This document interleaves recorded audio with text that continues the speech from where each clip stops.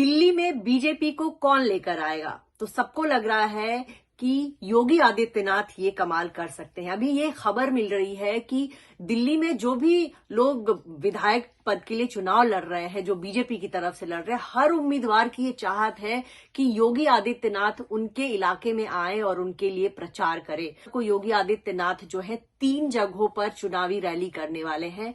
ताबड़तोड़ 3 रैलियां करेंगे। वो योगी आदित्यनाथ की बिहार और यूपी में काफी पकड़ है, लोग उनको बहुत पसंद करते हैं। और आपको बता दें कि दिल्ली में 35 ऐसे क्षेत्र हैं जहां बिहार और यूपी के लोगों का वर्चस्व है और ये इनकी वोटिंग जो है बिल्कुल जो है किसी भी पार्टी का पूरा रुख मोड़ देती है। ऐसे में योगी आदित्यनाथ का बेसब्री से इंतजार हो रहा है कि वो भी दिल्ली के चुनावी दंगल में उतरे और केजरीवाल को जो है जवाब दे। वैसे देखा जाए तो केजरीवाल हर दिन कुछ ऐसा मुद्दा लेकर आ रहे हैं जिसको लेकर बीजेपी थोड़ी परेशान हो जा रही है। जैसे हाल ही में उन्होंने मिडिल क्लास को पर जो है टैक्स की भार है, इस पर उन्होंने मुद्दा उठा दिया और उन्होंने मिडिल क्लास के वो नेता बनने की कोशिश कर रहे हैं।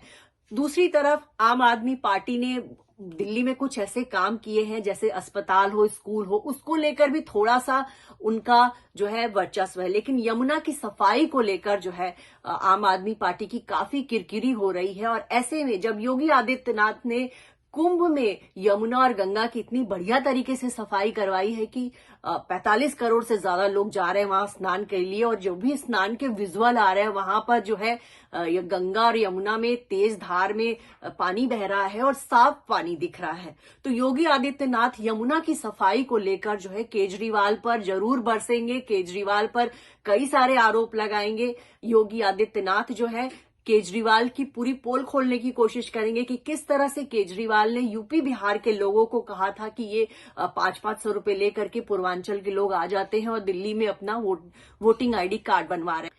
कहीं ऐसा न हो कि केजरीवाल पर जब योगी आदित्यनाथ पलटवार करेंगे तो वाकई में जो दिल्ली है वो हो सकता है कि बीजेपी के हाथों में। वहीं आपको बता दें कि योगी जो है पिछले चुनाव में उन्होंने बटेंगे तो कटेंगे जैसा नारा दिया था और कहा जाता है कि इसी नारे की वजह से हरियाणा और महाराष्ट्र जो है बीजेपी के हाथ लगी।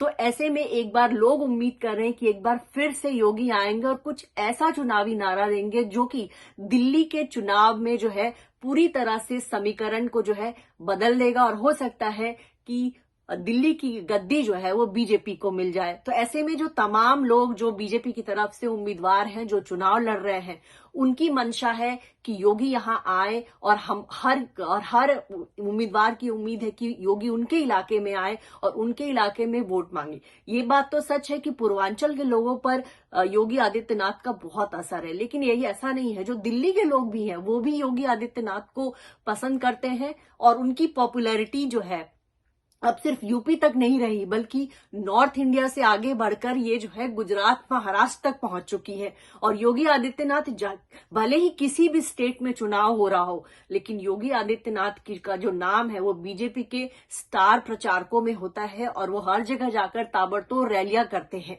हरियाणा में भी उन्होंने बहुत सारी रैलियां की, महाराष्ट्र में भी की।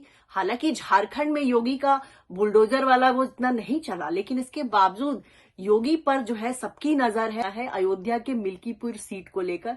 और इस सीट पर कहा जा रहा है कि इस बार ये सीट भी बीजेपी के खाते में आ सकती है। खुद योगी आदित्यनाथ इतने कॉन्फिडेंट है कि उन्होंने कहा है कि मिल्कीपुर के लोग जो है वो चाहते हैं कि उनके इलाके से बीजेपी प्रत्याशी जीत कर जाए और पूरी तरह से उन्हें उम्मीद है कि एक बार भले ही अयोध्या की सीट सपा के हाथ चली गई हो, लेकिन उपचुनाव में जो वहां की बाकी सीटें हैं वो जो है विधानसभा वाली जो सीटें वो जो है बीजेपी को ही मिलेंगी। तो फिलहाल सबकी नजर इसी पर होगी कि योगी आदित्यनाथ क्या दिल्ली में कमल का फूल खिला पाएंगे।